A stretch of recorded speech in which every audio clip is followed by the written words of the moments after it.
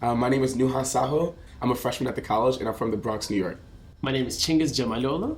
I'm a freshman at the college. I was born in Azerbaijan, raised in Turkey, and I live in Hong Kong. My parents are migrants to Turkey after the collapse of the Soviet Union. And I grew up in Turkey and went to high school in Turkey. And then there's a special program called United World Colleges that approximately takes one student from each country to go and spend 2 years together in one location on the planet to get to know each other and learn from their differences. So I was chosen by the Turkish committee to be sent to Hong Kong. And there I did the International Baccalaureate. And from there onwards, decided to apply to Harvard. I'm actually a second generation student here, so my parents are from the Gambia, so they immigrated maybe about 20 years ago here, and I live with me and my 5 other sisters, and basically I got in this program called Prep for Prep when I was about in 7th grade. And Prep for Prep is this New York City nonprofit-based organization that sends inner city kids to boarding schools and private day schools in New York City. So Cengiz said that he went to boarding school in Hong Kong, Hong Kong, and I actually went to boarding school in Connecticut, but they were 2 very different experiences. And in my predominantly white boarding school, it was about 60% white students and 8% African American students, so the diversity was a little different from here at Harvard. I decided through my journey through those 4 years to apply to Harvard, and eventually ended up here today.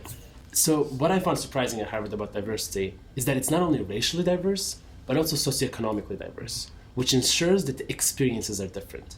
And that is the real diversity. The real diversity is not the skin of our color or the religion we believe into. The real diversity is the different ways we think that are nurtured by different existences that we grew up in, different conditions that we grew up in, different lifestyles we saw when we were growing up. And Harvard really ensures that the student body is not only racially, religiously diverse, but also really socioeconomically diverse. And it really enriches the overall diversity, I believe.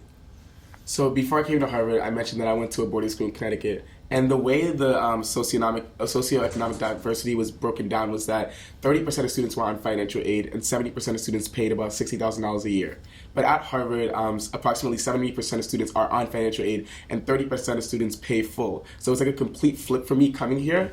And when I came here, I made the wrongful assumption that the students in the Black community here would all be on financial aid, because where I came from in high school, that was kind of the case. But it turns out that in every single ethnic or racial community, there is a huge range of socioeconomic diversity, which brings about completely different perspectives in the realm of what people believe diversity means, how people interact with the intersectionality of race, gender, class, like all these things centered around how they were raised through the lens of socioeconomics.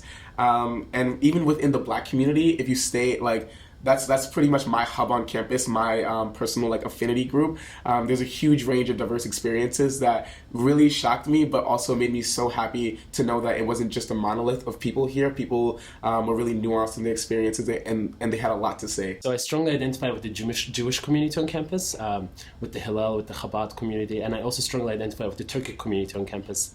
And because I lived in Hong Kong for 2 years, I also signed up to the Hong Kong Students Organization, which I go to many of their events and kind of look back into how did Hong Kong's culture enrich my personal experience in life right now. Because even though I lived there only for 2 years, it really became an essential part of my existence. And it really showed me that culture is such a transient thing. It's not the thing that we're born into. It's not the thing that we live into. It's an amalgamation of all the different experiences that we bring together to form who we are. So yeah, Harvard has been really supportive culturally, even though I didn't particularly fit into a particular group. I found different fragments of my existence in different groups. So I tried to balance them all to create who I am. So I mentioned that my parents come from the Gambia, but we're also a Muslim family. So I was raised in a Muslim household. And when I came here, I thought that might have been the home that I fit into most perfectly.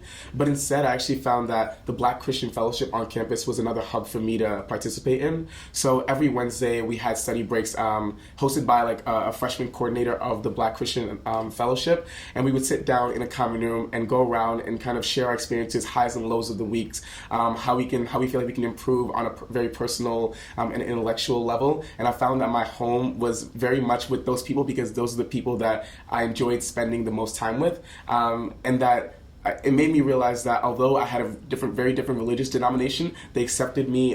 They brought me in, and they still were inviting conversations with me. So that's like my hub, my home away from my identity that I before would have identified with. Mm-hmm. I personally always try to go to cultural events that I don't belong into, and I always am so amazed how welcomed I am. Mm-hmm. Every time the people, so for example, I could go to Harvard African Students Association's gala or Philippine Solidarity Committee's event or Palestine Solidarity Committee's event, and all these different events, parties, or social gatherings where students talk to you about their own cultural upbringing and their own cases and issues that they face back home and culturally in here. And seeing for them that there's an ally that is willing to listen to their feelings and really willing to empathize with them and kind of share my own opinions on how I felt and how does that correlate into each other is an amazing feeling. I've always been welcomed, and I always encourage all my friends to go to events that are hosted by this variety. We have more than 95 culture groups on campus. To go to events that are hosted by these organizations to really get to know people that are just very different from them. We actually have an interfaith forum on campus where different representatives from all the different religions sit down in a roundtable conversation and discuss the aspects that are similar and different in their respective religions. And through religion, they discuss social issues, they discuss politics, they discuss gender issues, and they try to understand how does religion impact them in their everyday lives. So Harvard has a lot of chaplaincies, which means a lot of support for students who feel religious or unreligious. Students who are religious but want to transform themselves into a more unreligious being, and vice versa. So it's a great place for all students from diverse religions to practice whatever they want and learn more about religions that they don't belong to. So even though my family is Jewish, I also go to the Harvard Islamic Society events sometimes for solidarity. I go to the Christian fellowships. I once went to the Buddhist ceremony. It was all very interesting because this is the only way we can sustain dialogue between these groups. And only by speaking and getting to know each other and becoming friends with each other, we can actually break stereotypes and biases we have against each other. And this is the way for peace. And this is the way that actual peace can be built, by sustaining dialogue, by actually speaking and not ignoring each other.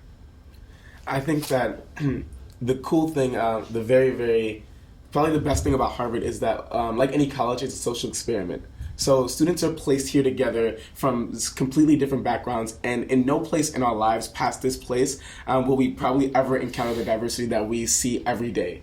So this is a place where if you come from a different religion and you're trying to engage with others about their religious background, people will judge you based on you coming from, like, having the best intentions. Maybe in the outside world, outside of this Harvard bubble, as we call it, people might not be as patient with you. But I feel like here, people know that you're a student that's ready and willing to learn, and that you're here for the sake of your own personal growth, not to demean others. So when people have all these different perspectives about their religious backgrounds and all that kind of stuff, they want you to come to them with fresh eyes, and they want to challenge themselves firstly, but in doing so to affirm what they believe and to help you see where they come from. So I feel like this place is really nurturing in that sense, that people really respect questions, and they don't look at you as if you're coming from a bad place, but instead of a place in which you want to help create peace, help learn, help just bring knowledge to you and yourself and your community.